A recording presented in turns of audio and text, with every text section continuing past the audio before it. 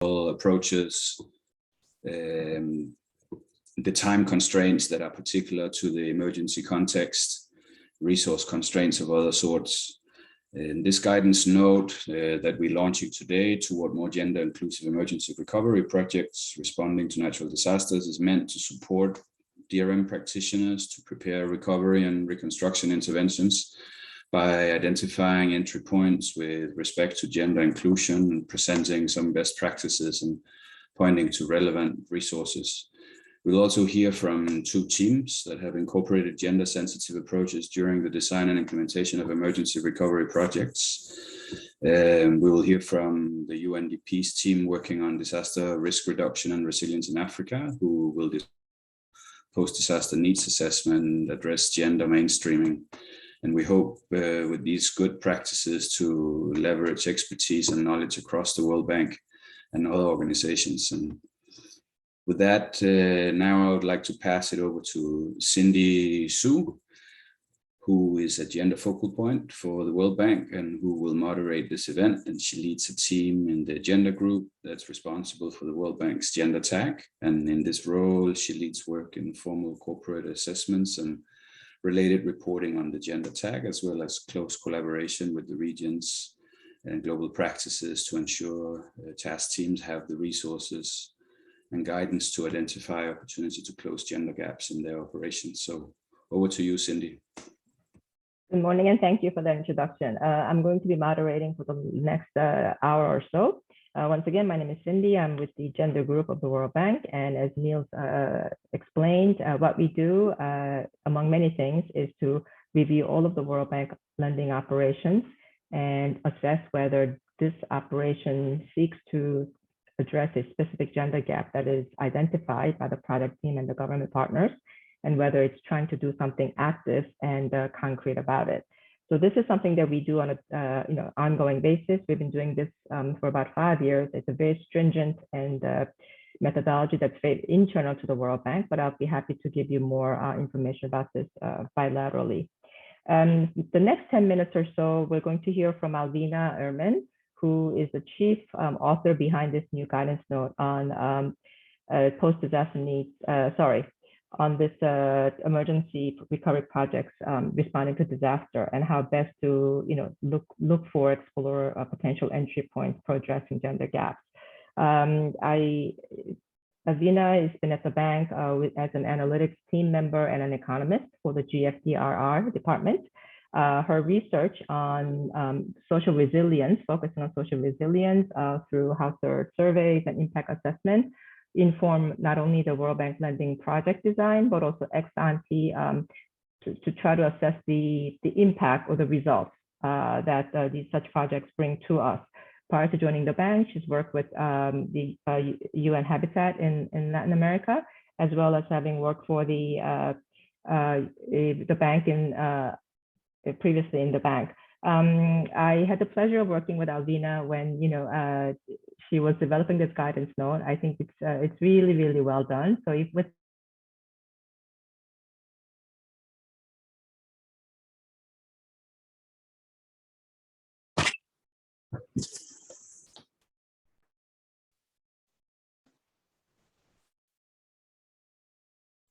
Cindy froze for me, Alvina. Yeah, for me as well. I think she was about done. So I will start and I will share my screen. So let's see here.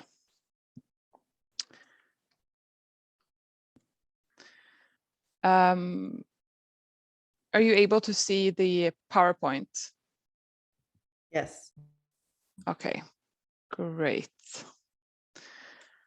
Okay, well, good morning, good afternoon, good evening, everyone.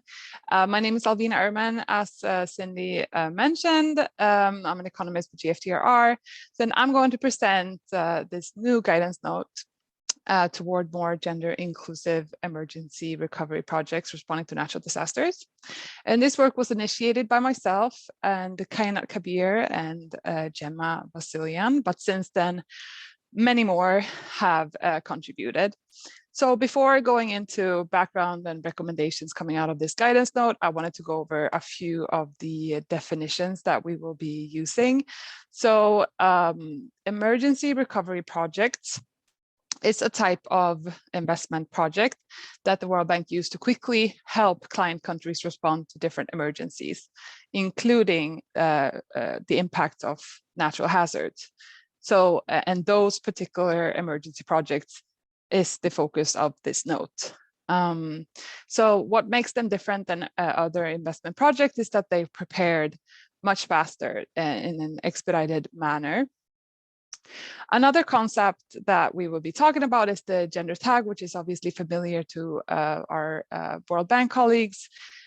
This was started in 2017. All of the World Bank projects are considered for the gender tag, and to get the gender tag, a project must identify a relevant gender gap, an action to address that gender gap, and indicators that monitors and measures the success or failure in closing that gender gap. So the gender tag and the kind of logic behind it is used as kind of a structure for our sectoral entry points in our guidance note. But of course, these entry points are useful beyond the scope of the World Bank gender tag. So why focus on emergencies and gender? Well, as Niels explained, women face particular vulnerabilities in disaster situations, and there are many drivers for this. For example, women may lack access to information on what to do and where to go in case of a disaster. There may also be more risks for women when and if they are displaced by a disaster, or if they have to go to a public shelter and the conditions there. Their livelihood also in many contexts are more vulnerable to disaster impacts than that of men. So the long-term impact on income and recovery may also be more severe for them. There are two main reasons why it's important for the World Bank and the design of emergency projects. So for emergency and post-disaster support to be well targeted, we need to have clarity on who's affected and in what ways.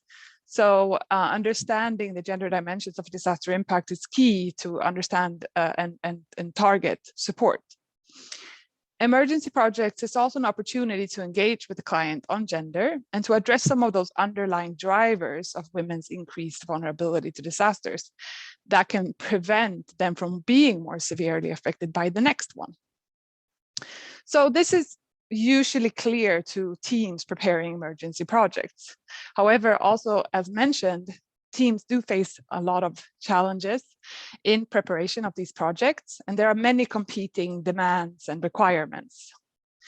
So this guidance note is meant to help teams by providing some initial sector-specific guidance.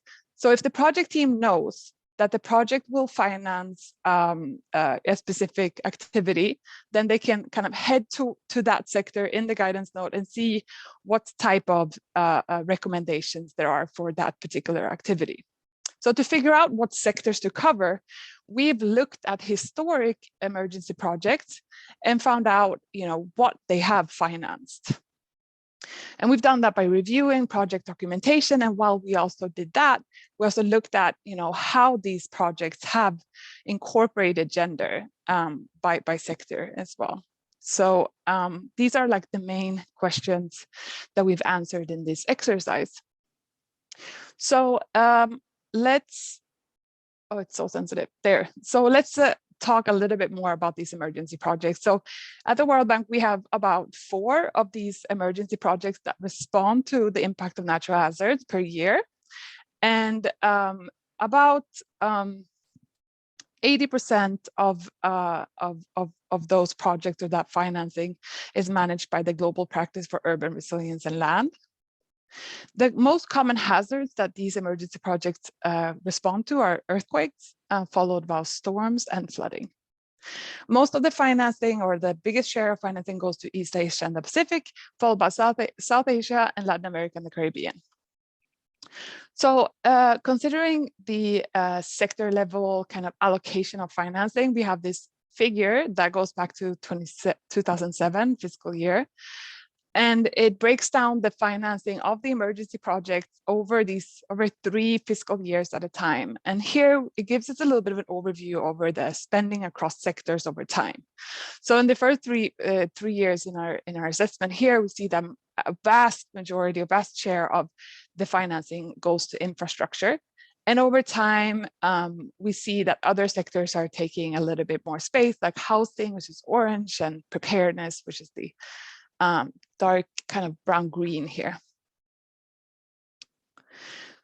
So the sector level entry points are organized around these sectors, and each entry point includes common gender gaps, actions, and indicators, and these draw on past and ongoing emergency projects. And for the gender entry points, we focus specifically on the period from 2017 to 2021, where we had information on the gender tag as well. And that includes 24 projects corresponding to $2.1 billion. So I will, in the following section, highlight one entry point per sector, taking from country examples. But in the guidance note, there are several suggested entry points per sector. So for infrastructure, one of the gender gaps identified is women's lack of agency in the reconstruction process and planning process. And as a result of that, women's needs not being prioritized in those decision-making processes. So one solution of that is, of course, to involve women in these decision-making processes by, for example, working with women's groups and leveraging women's often informal influence at the community level to get them more involved in the formal process. And this approach was used in the project in Comoros, and Van is here today to talk more about the project in Comoros. So that'll be really interesting. So for housing, it's found that female-headed households are often overrepresented among displaced populations after disaster. For example, among households made homeless by Hurricane Mitch in Nicaragua and Honduras, 40% and 50% respectively were female-headed households, which is significantly higher than the national average. And this was also the case in Dominica after Hurricane Maria. And so an emergency project prepared there responded by targeting female-headed households in housing reconstruction. And Johannes is here to talk more about that project in Dominica. So for emergency support, this covers debris removal, emergency cash transfers, and work for food, temporary work for food activities. And since some women face particular vulnerabilities in post-disaster situations, like pregnant and lactating women, many projects, particularly those responding to disasters that cause food insecurity, such as drought and locust crisis, for example, these projects listed here from Pakistan, South Sudan, and Somalia all responded to those types of disasters.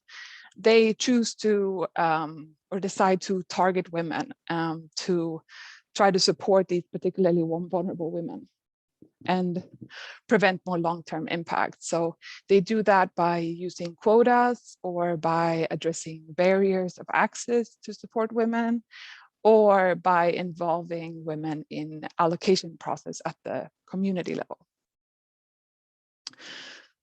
So for preparedness, a common gender gap identified is that women don't have access to information and knowledge about, the disaster risk, or, what to do in case of a disaster, an emergency.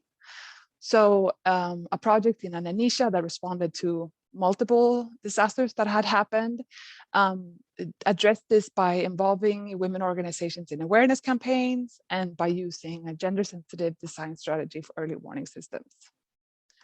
And finally, for livelihood, as mentioned, women's livelihood is often more vulnerable to disasters than that of men. So, for example, in low income countries, agriculture is the most important sector for female employment, which is highly vulnerable to climate shocks. So women are often overrepresented in affected livelihoods groups.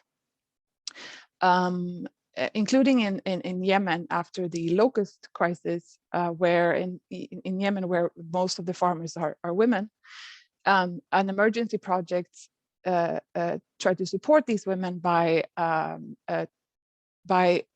targeting livelihood groups, like, for example, livestock sectors dominated by women, by making a cash for work activity adapted to also include women. So like by including labor activities that were appropriate for women to execute, to make sure that they could benefit and participate. So in terms of overall recommendations, we have some recommendations for teams, and in short, they can be summarized by, starting early, and this guidance note can help them with that, at least to start thinking about gender inclusion, and also to use the resources available. There are a ton of resources, and we've listed many of them in the guidance note. And then recommendation for the DRM sector as a whole. One key priority is definitely to address the data gap. This is a huge challenge for teams to find data on gender gaps, and also find indicators to monitor the closing of gender gaps. So one priority is to support them and push for gender mainstreaming of post-disaster and needs assessments and rapid assessments. And we're going to talk about more on this. We have Cecilia from UNDP here. And also to push for more data collection in high-risk countries in non-disaster times. So ramp up data collection even when we're not in an emergency situation, so that we have baseline data, so we have more data when a disaster happens. So with that, I'll thank you for listening, and I hope that this guidance note can be useful not only for World Bank teams, but also outside of the World Bank. And if you have any questions, you can post them in the chat, and we can discuss them in the Q&A after the panel discussion. So I really look forward to the panel discussion, and over to you, Cindy. Thank you, Alvina. Thank you for that.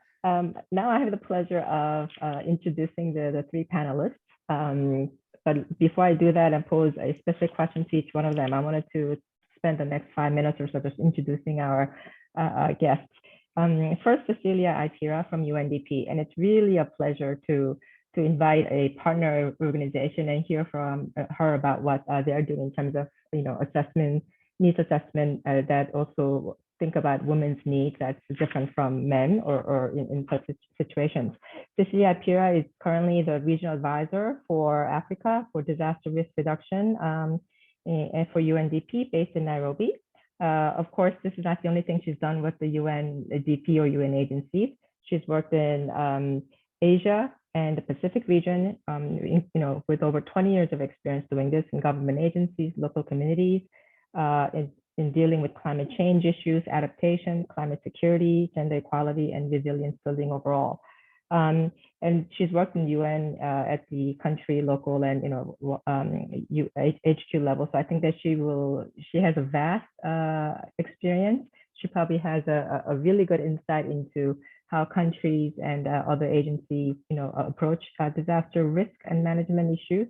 And also, it'll be very interesting to hear about the needs assessment methodology that UNDP employs and how we can learn and utilize that. After hearing from Cecilia, we're going to hear from Johannes Kesete, who is a project team leader for the World Bank. He is a civil engineer by training. He's worked at the bank for many, many years now. Currently, he's based in Dar es Salaam, Tanzania. Are you calling in from there this morning? Okay. And he's also worked in Latin America and South Asia regions. Johannes's area of expertise isn't limited to post-disaster relief, but also on risk reduction issues, housing reconstruction issues, and infrastructure development projects. So, and I know that one of the projects that he's going to talk about today is featured in Alvina's guidance note. And I had the pleasure of reviewing your project when it was approved by the bank board. So I'll talk about that a bit more later, but we look forward to hearing from you on your experience as well. Our third panelist is going to be Van An Vuong, who is currently the urban development specialist with the World Bank. And she is in the Latin America and the Caribbean region.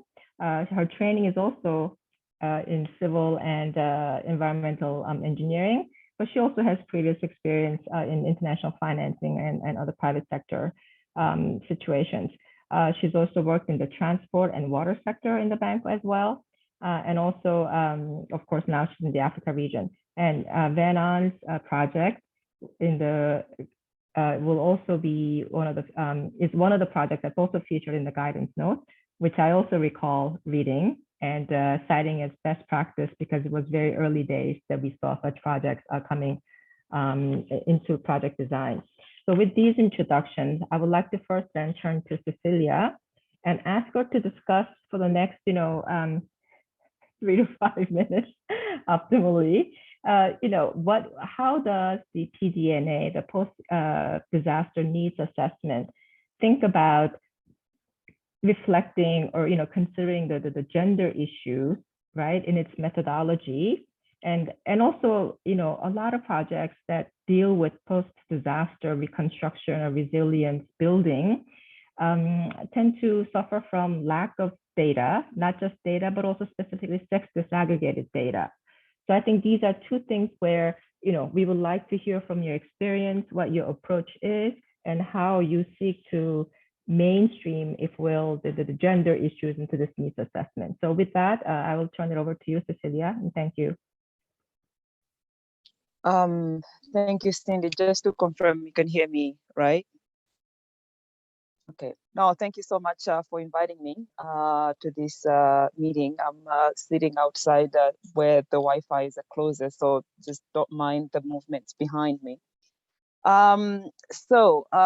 Post-disaster needs assessment, or otherwise known as a PDNA. First of all, it's actually a tripartite agreement between UNDP, World Bank, and the EU. And so we tend to do these assessments together.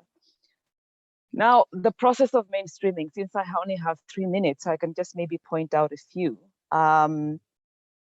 One is that if you have the opportunity to conduct a post-disaster needs assessment, first and foremost is just take time to talk to women. It makes a huge difference because their perspectives and those of us development practitioners are completely different. I'll give you a quick example.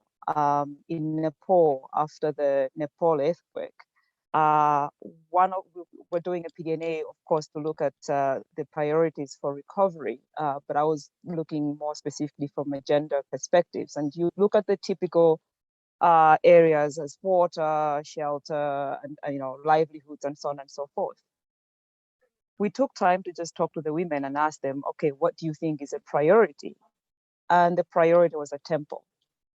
In my wildest dreams, I never would have thought a temple was a priority for women. But for them, spiritual healing, psychological healing was of utmost importance beyond recovery and the usual things that we prioritize. Fine, I couldn't maybe build a temple because that was much more complicated, but at least you understand the priorities that the women have. So I think just take a moment to consult with women what they think is a priority, how they've been affected, what are the challenges that they're facing makes a huge difference. The other area is what you've just said about data. That's the most difficult thing because in many countries, especially developing countries, during an emergency, data is not a priority. But you'd actually be surprised that there are units. There may not be the National Disaster Management Agency or the recovery reconstruction unit that the country has set up, but there will be some units. For example, the Ministry of Health. You would be surprised to find that actually they collect sometimes just basic information on who's injured, who's died in terms of gender and disaggregation. And so if I give the same example of Nepal, of course, I had to go to the Ministry of Health and I was referred to the Ministry of Police, the police units. But eventually we were able to find disaggregated data that showed clearly that more women died and more women were injured because of the earthquake. And we realized based on that, again, going back to the women, what happened, what were your experiences? We found that the women were actually running back into the houses to get their jewelry, to get their children, while the men just ran out. So in Fiji, another example is that we found that with Cyclone Winston, if you recall those that were involved with that, this was a Category 5 cyclone, like a superstorm. But the women understood Category 5 as the lowest and Category 1 as the highest. So there was a whole education issue going on that would have missed if we didn't understand and analyze the data that we were able to collect. So I think just trying to understand in that country which unit would be collecting this kind of data would be critical. Last point on the mainstreaming, on the PDNA process, is that if you are supporting gender analysis in a PDNA, please talk to the sector leads. You know, in a PDNA, it's a sectoral assessment. You have agriculture, those looking at health, education, and so on and so forth. Provide information, educate them. I know it takes time. Everybody's stretched. They're running for their deadlines. But that's where the analysis becomes critical. You know, the agriculture sector. Another example in Nepal is that the government wanted to provide tractors to recover in the agriculture sector. And I think this was in Sundapachok in Nepal, where 80% of the men are actually working in the Gulf. And my question to the Minister of Agriculture is like, who's going to drive these tractors? Who's going to pay for these tractors? It's the women who are going to recover your agriculture sector. So you should look at what women can do or do in the agriculture sector. On the disaggregation, the question on the disaggregation, yes, this is the biggest gap. I don't think it's just the PDNA, it's even disaster risk reduction work that you do. It just is very often not collected. And I think for us as DRR practitioners, really it's about advocating with the statistics offices, with the national disaster management agencies to start collecting this type of data. And also understanding or explaining why it's important. So again, if I give the example in Fiji, I use the PDNA, the Winston cyclone event to advocate for why the national disaster management should start collecting data, because I could show clearly that, listen, your women and your children are dying more than your men. So something is going on here. You need to invest more. You need to understand why this is happening. But absolutely, this is a challenge. We need to do more advocacy with it, you know, the disaster risk reduction agencies and other sectors. Thank you.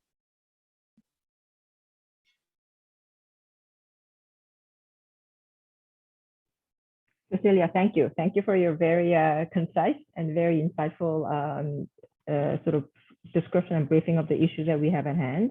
I think this is a good time to turn to one of our project task team leaders, Johannes, first, to get a more sort of intimate look at one particular experience, right? So Johannes, the Dominica Housing Recovery Project that you took the lead in preparing as task team leader, responded to disaster caused by Hurricane Maria in 2017, and it showcases in the areas of housing reconstruction, the specific problems that women and females may face just because of the fact that they're female, and that they may need a more targeted intervention to make sure that that type of gap is not exacerbated going forward. So we wanted to hear from you specifically about some of the good practices that you incorporated on gender and some of the considerations that you took into account as you designed the project that you felt worked. It's been, I guess, almost 5 years since the project was designed, and and also your sort of deliberations about what made them successful. That would be really helpful to all of us listening today. Thank you. Thank you very much, Cindy. Can you hear me? Okay, perfect. Yeah, so maybe what I will do is just give just an overview of the challenge of the housing recovery project.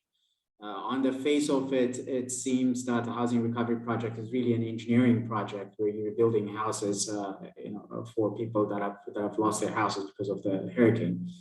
But when we start preparing the project, it was very clear quite early on that wasn't really the main challenge. So we had 3 work streams. The first one is really from the engineering perspective, how do you rebuild a 2-bedroom, a 1-bedroom house in a low vulnerable areas, for example, for flooding, that can withstand Category 5 hurricane. From an engineering perspective, this is not a very difficult task because these are very small houses, and there are ways of designing and making sure that they can withstand for future disasters. The second work stream was on targeting, which we're discussing today. How do we make sure that we target the right people to make sure that the houses go to the people who need the most? And at the same time, how do we avoid oversubscription? As a project design, if the criteria set is really wide, the project will fail because there are limited resources, and you would have a lot more people qualifying for the project. And the third is on transaction and monitoring, which is really key. So the first and the third, they have their complexity, but they're very manageable. The second one was, the biggest challenge and the most time that we spent, and hence why you see some of these elements reflected in the project design.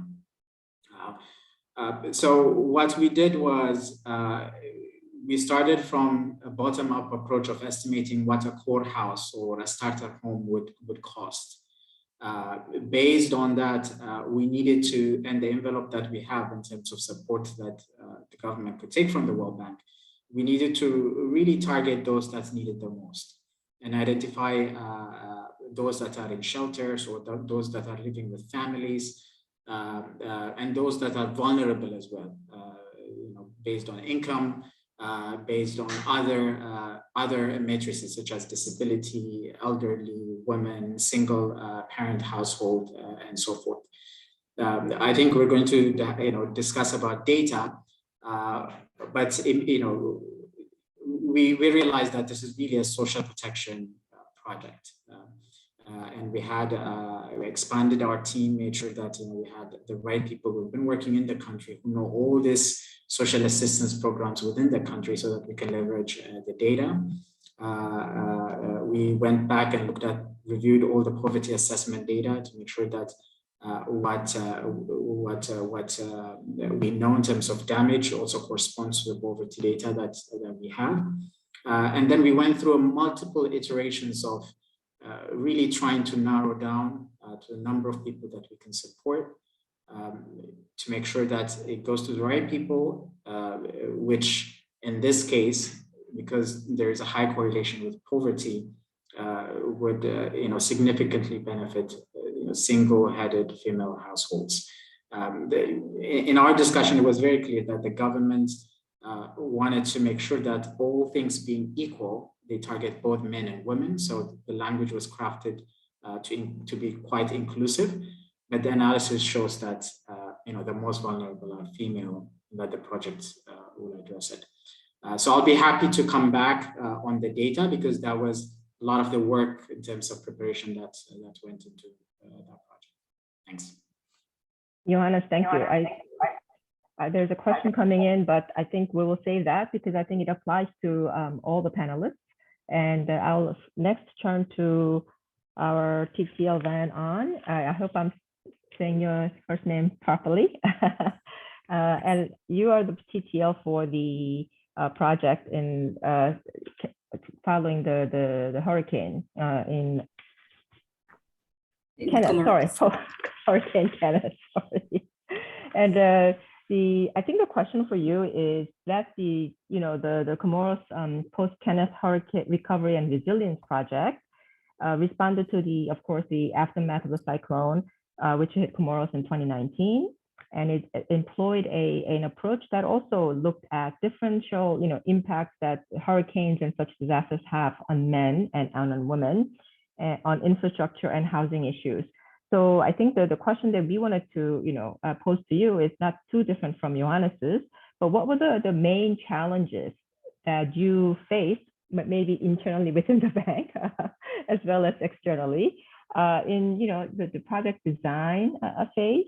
And how did you manage to maybe convince everyone and to make sure that these things are not only the right thing to do, but that these actually will eventually help, with the development outcomes of the projects. And in that particular, in that respect, also the secondary question to you is, what are the roles that the both national government and local communities play in this process? So thank you, and we look forward to hearing from you. Thank you, Cindy, and everyone. So the main challenges, and I think a lot of things that I will say will resonate a lot with what Cecilia and Johannes just described, but I would list three. So I think one was time. We're always in a rush not to prepare an emergency project. Second is the scarcity of data, of course. And third, I would say it's really how to go from generalities to context-specific and sector-specific actions. So how did we overcome them? So I was talking about time first, and I think there's no magic here, but so to save time and optimize the time in the field, especially as I was not based there, and it was also the first time I was going to the Comoros Island. It's really to do the bread and butter homework, the research and the literature review, going through all the good practices and the lessons learned of operations in the country, in the region, in the world, from the bank, but also from the other donors. And that's why also this guidance note comes very handy and useful. So this also involves, of course, screening all the analytical work and the diagnostic, etc. And yeah, to make the best use of the time too, of course, is assemble a team that would reunite knowledge on the local context, the local culture, and of course, experience with post-disaster situation, working with communities. I think involving very early on to our social colleagues was key. So basically, I get all the support we can. So the second point I was listing was the scarcity of data. So of course, that's the core issue. And I think the best we can do in this type of scarcity of data context is to complement this literature review with active consultation and collaboration with other sectors. So starting with your own institution. So in our case, we reached out, same as Johannes, now we reached out very early on, and we worked a lot with the social protection and the health sectors in particular. It was to understand the broader issues around gender, the systems in place. And then, of course, it's absolutely essential to expand this network and collaboration with the other donors that are active in the country, rely on the counterparts' information and work, try to identify all the NGOs, and last but not least, to conduct focus group discussions. That circles back to what Cecilia was saying. We in the field, we carved some time to organize these discussions with the affected women, with with the platforms, the commissions promoting gender, combating violence against women and children, etc. That was really, really key. And then going to the third point about generalities and how to go towards specific actions. So what I found interesting is I think how no matter how we are prepared and how much we read, you never really know what you're going to find in the field and what you're going to come up with. We want to be impactful, but also realistic and pragmatic. Sometimes I think some of the practices or lessons are really difficult not to adapt to the context, especially when systems are not in place. But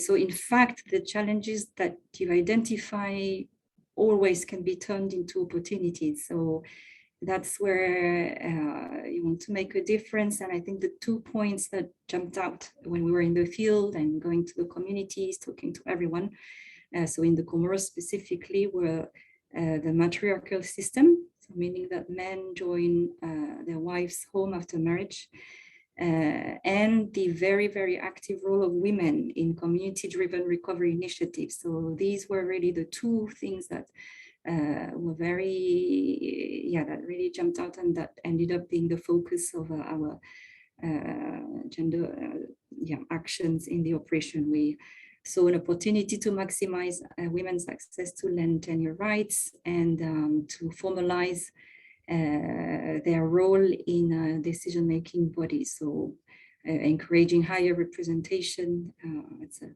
I think, I'll stop here for these challenges. And just to finish on your second question, the role of our counterparts and the local communities. So of course they were overwhelmed, but they were very receptive. And of course the local communities were even more receptive, and they did both play a very active role in identifying and convening the relevant authorities, the NGOs, the commissions, the platforms active in the field, and they facilitated the focus group discussions as well. So they did play their part and were, very involved, committed. Thank you. Thank you so much. Before I turn over to you to read one of the questions that's posted, I did want to comment on one that my own observation is that until the 2 projects that you guys discussed this morning, 2019 and 2017 projects, disaster, response and recovery projects that we used to review, and we review all World Bank lending operations, over 400 every year, right?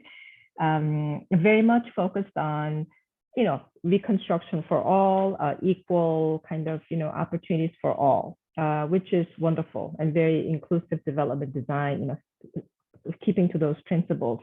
But I think what got us really excited about these projects was that it actually specifically talked about not only the very well accepted, knowledge that women are more adversely impacted, but going beyond that to say why they are more impacted, right?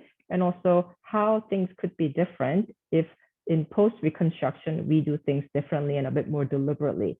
And I think that what you explained to us this morning really exactly goes to the point of consultation. Cecilia talked about this also, right? Talk to people, consult women. They have the knowledge and the insight that we may not assume, perhaps we should not assume as easily. And of course, the overcoming the data, access and availability issues. There are ways of doing it. There may be other sectors that hold type of data that we could infer from. So I think these are really interesting insights that now explains why particularly, your 2 projects were very exciting for us to read.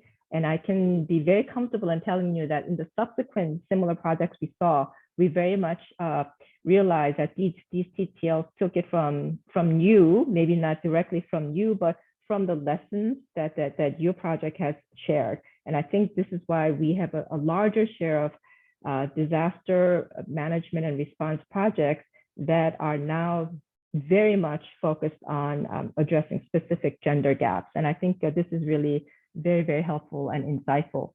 So there are a couple of questions that we have for each of the panelists. But before doing that, let me go to Rohini's question that she posed to everybody, that she's with the Africa Health Emergency Preparedness and Response Program, BEDIS. And she recognizes many of the issues that that she also faces in sex discussion of data and attention to gender. That's probably not the fact that gender is an important part of project design is not argued, but the issue of actions in terms of how to address these gaps when projects may not have dedicated budget, where there's no way of perhaps monitoring it, M&E arrangements and results indicators, and the tools and the capacity may be limited today.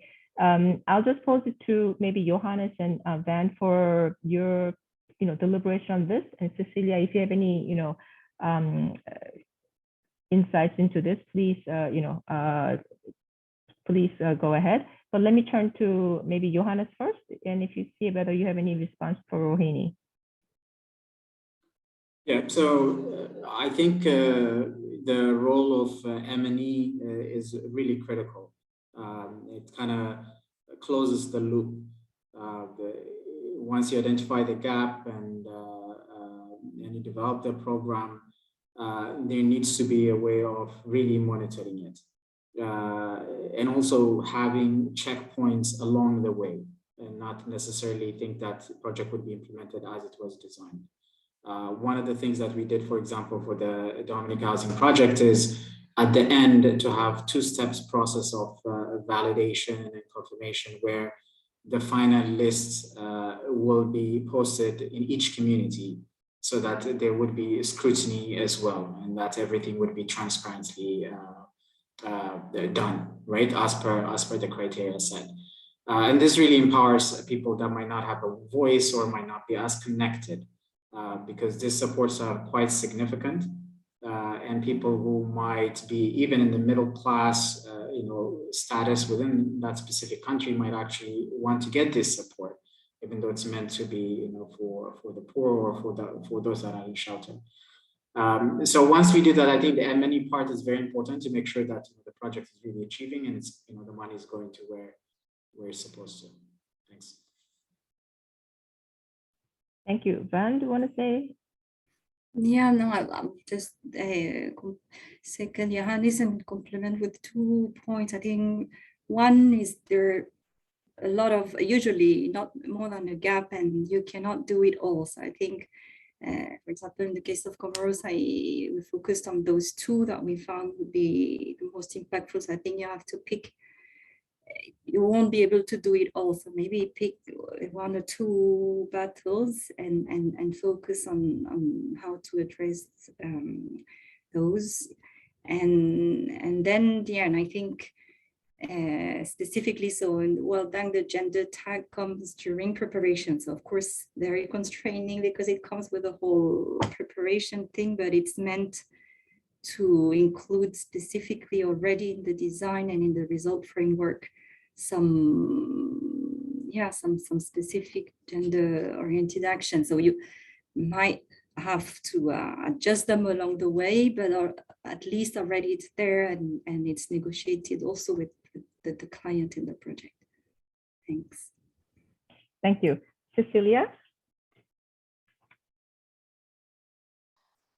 Yeah, first of all, my experience is that, yes, sometimes the people in the field are aware of the women's disadvantages, but in many cases, in my experience, is that they were not. They know women are disadvantaged, but they don't fully understand the interplay of disasters and gender equality. I think this is something that in my experience, was definitely missing. Yes, women are poorer, they, all the typical inequality issues, but telling somebody who's in charge of shelter from the government side, yeah, they'll tell you everybody needs shelter. Well, everybody loves the house, this is not important. But by saying, yes, we build a shelter, but can you also put a light? That will make a huge difference in terms of, gender-based violence. This is not automatic, and it's something that we should propose that's already part of the government's initiative. If you're building shelter, it doesn't take that much more money to just put a shelter. Can you just segregate the toilets, for example? These are simple things that can make a huge difference in terms of gender-based violence, for example, that the government wouldn't think about. I think in the broader disaster risk reduction perspectives, for me, what has worked is if you're bringing money, then you have more leverage to say, well, from the analysis, these are some of the issues that we think should be part of the package. It will not automatically come, let's look at, collecting disaggregated data or gender-specific issues on DRR, but you can use that as a leverage. The other point is that I think government's own initiatives, if they're doing, for example, risk analysis, you're going to look at vulnerability. Can you just zoom in a little bit on the women's vulnerability and the youth vulnerability? And, so you're getting a very nuanced understanding of the different dimensions. So I think there are different ways that don't necessarily cost money. That doesn't take a lot of additional resources and is not diverting from what the government is focusing. So I think there is actually a lot we can do. But I think awareness itself is also important in many cases. Thank you. So I think you were already partly answered the last question that we had for you, Cecilia. But I'm going to read it anyway, just to make sure that we have the opportunity to hear from you and make sure we don't miss anything. The question was going to be, or is, what would you suggest for the DRM practitioners or professionals to do more of or differently, together with our government counterparts, to enable or to advance greater gender mainstreaming in the PDA and assessments or methodology, right? So what are some of the more systematic things that we could be doing more differently, less of, so that becomes part of the assessment, and the methodology that's applied becomes part of our DNA, if you will. Thank you. Yeah, I won't say much actually different from what I just said before, because I think this, in my experience, have worked quite effectively. I mean, we all have to be cognizant of the fact that really advocating for gender in a PDNA, in DRR is difficult. We're not saying it's the easiest thing to do. But data. I cannot emphasize more on disaggregated data, because facts, when gender, okay, I am a disaster risk reduction expert. I'm also a gender expert. When I'm talking disaster risk reduction, there's no argument about my expertise. When I'm talking about gender, everybody has an opinion. And just having statistics that speak for themselves, is not biased, is not because my mother is a woman, makes a huge difference, because you cannot reject those facts. It's what the country is telling you. These are the realities on gender and disasters, or whichever aspect you're looking at. So I think it's really critical, if there's an opportunity to go to the field, to talk to the NGOs, to talk to the women, to get information on what statistics we can use to advocate for specific interventions within a PDNA process. The second part is, let's also engage a lot more with the statistical office, with the NGOs, with women, women's rights movements. They have a lot of data that can speak to disaster risk reduction, or at least gives you a baseline of what are we dealing with in this country, especially if you're parachuted into a country, you don't really have a lot of background information. This is, at least in my context, is I'm flying around and you're reading on the plane. But talking to them, they really give you insights that you sometimes don't have the time to look at. PDNA is a 4-week exercise at the most. So look at, talk to the experts that already understand the issues, even the UN system, UN Women and others would give you a lot of information. Now, part of the PDNA exercise is orientation. And I recall, 10 years ago when we were doing PDNAs, we didn't have a gender training as part of the PDNA training. And that has changed, because that already you're sort of planting the seeds of why your counterparts, whether from the bank, from the UN, or from the EU, or from the government side, why it's important that when they're looking at their sector analysis, they're also looking at gender aspects within that. So I think the orientation, if we're doing a PDNA, let's make sure that they're part of the orientation training. The other part is links to what I had said, that for DRR, maybe beyond PDNA or for the recovery, let's look at what the government itself is proposing or is seeing as a priority. I recall actually a very interesting project that the bank did with the Multi-Donor Trust Fund after Indonesia Banda Aceh tsunami, where the government, not the government, it was actually the communities were quite resistant to provide, there was a proposition that, the houses being reconstructed should be both in the name of a woman and a man. And there was a lot of resistance, this is against our culture and so on and so forth. And there was a lot of push from the World Bank side to say, well, this is important that we have this, double ownership. And in the end, people voted by their feet. The families came and registered both a woman and a man. I mean, of course, we have to be careful because there's always potential backlash, because you are also changing the dynamics between a man and a woman in a household, for example. But the point I'm trying to say here is that I think the UN system, the World Bank, has the space to push using, again, it's leveraging the resources that you have for more gender equality or human rights in the work that you're working. Last point from my side, what I've seen also working, maybe a PDNA exercise is a bit not the most applicable, is the South-South exchange. I was working for a long time with Pakistan to really look at how they engage women in the disaster risk reduction, and not traction at all. We brought them to do a training, so regional training, and they heard what Bangladesh was doing. I was saying, they were saying exactly the same things I was saying. But the fact is that it's a government to government, NDMA to NDMA, it made a whole lot of difference. So I think these are some of the simple things that we can use to really advance and advocate for stronger gender mainstreaming in DR. Thank you. Thank you. I had a question for Anne and Johannes, Van and Johannes, in the sense that I think one of the, once again, one of the greater things about the project that you designed is that it's not a passive protection of women project, right? In many projects that seek the gender tag, they'll say, equal number of beneficiaries among men and women. Therefore, this addresses gender issues. Therefore, this project should meet the internal World Bank criteria. But what we always say is that, but it has to go beyond that, because we're talking about an existing gap, and through your actions, the gap should be reduced. So it's not 50-50, it should be something else, right, in the interim.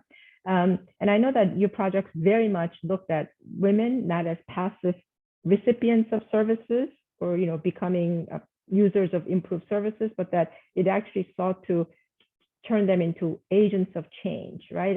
Van, you talked about land titling issues, and that it was a real entry point to do something a bit more fundamental that will, in the long term, make things different.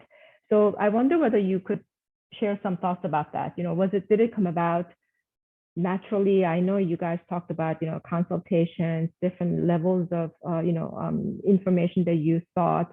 So how did it come about that you were able to do something that's slightly more, I don't want to say slightly, much more significant and meaningful and sustainable than just saying we're going to build housing for women, and make sure that we cover female-headed households. I thought it was much more transformative than that. So I wonder whether you had some thoughts to share. Johannes, do you want to go first? Sure. Sure. I think for, in the case of the Dominican Housing Recovery Project, there was a very high correlation between poverty and the single female-headed households. There was significant correlation between women and those that have stayed in shelters for significant period of time. So the data was really leading us in that direction. In principle, the project was meant, there was a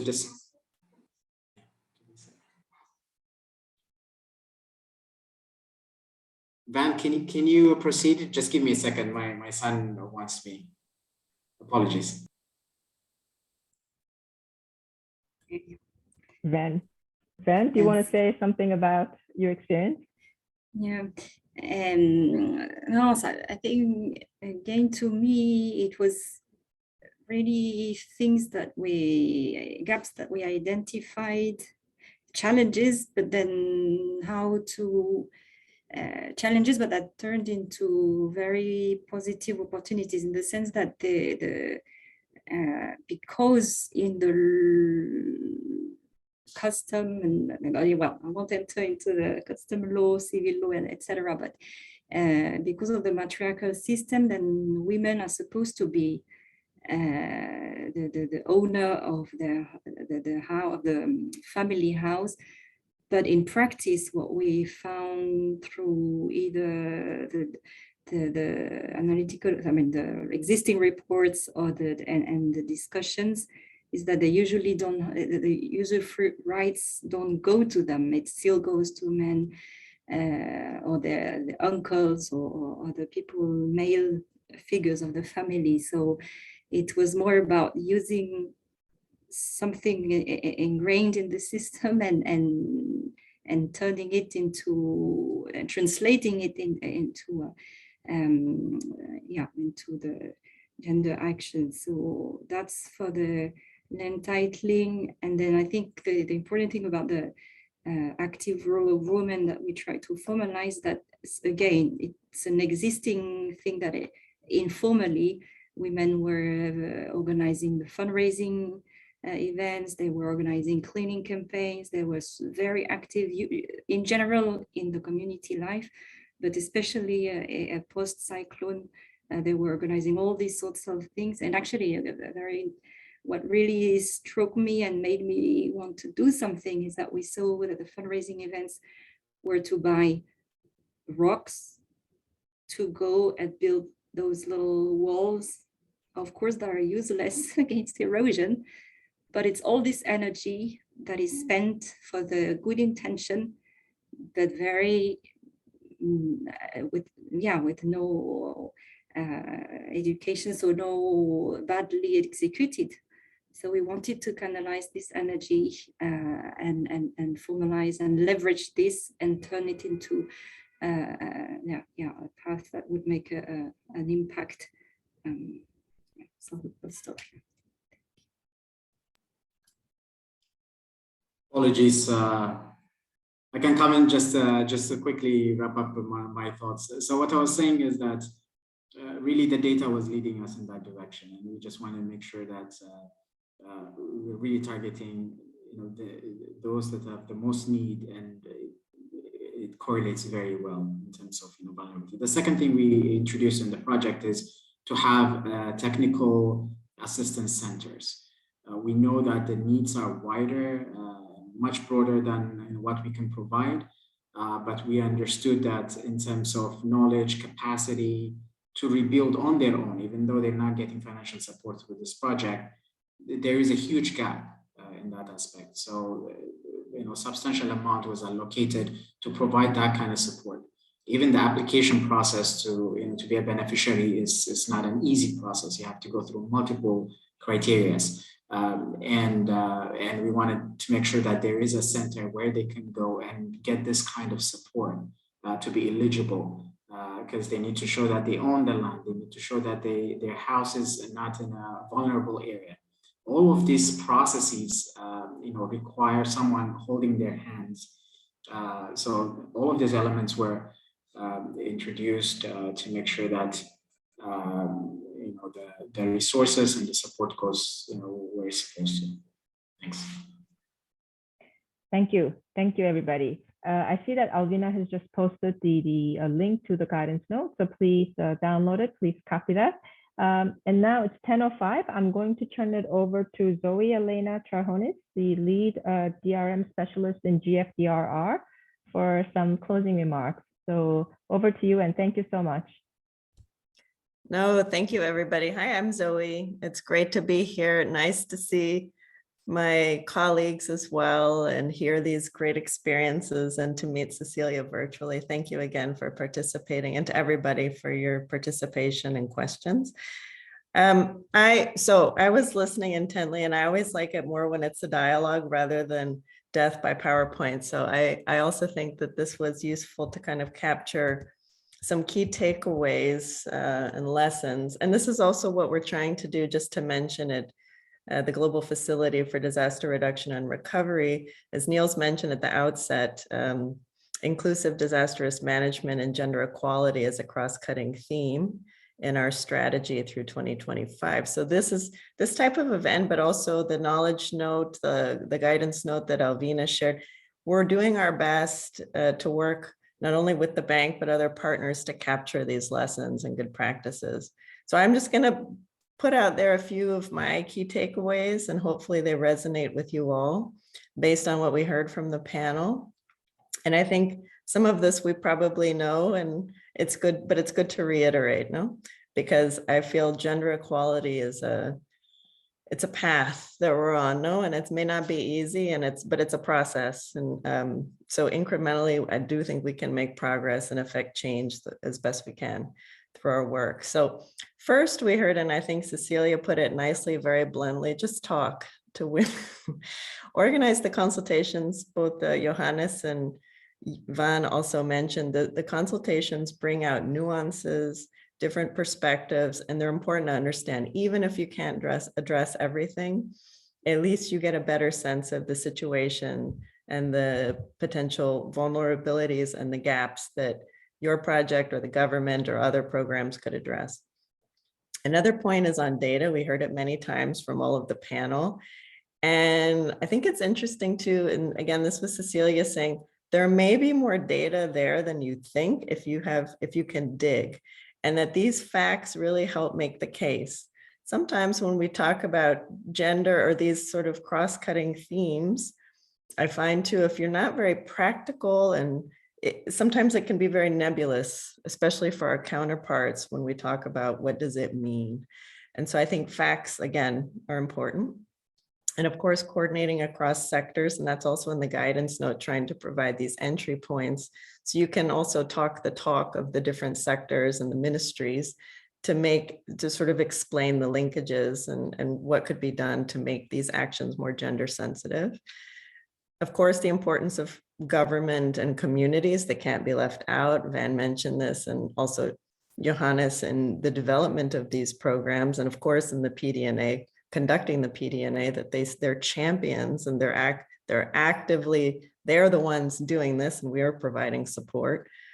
And of course, this leveraging action through financing, but being practical at the same time of what can be achieved.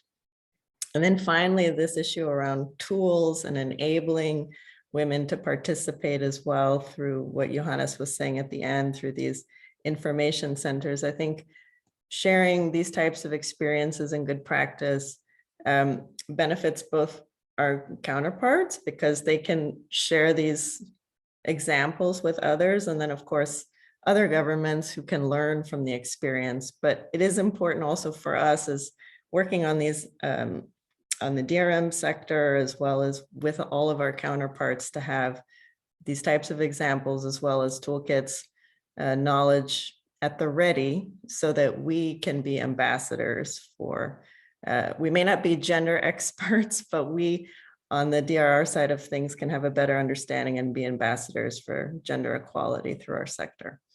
So I'll stop there. Sorry, it was a little fast, Cindy, but hopefully concise. And I just want to thank everybody again.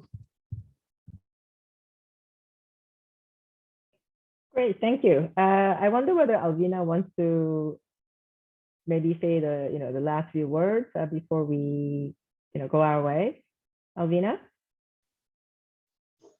I mean, sure. I'm not going to say much. So, I mean, thank you so much for all the participants. I think that the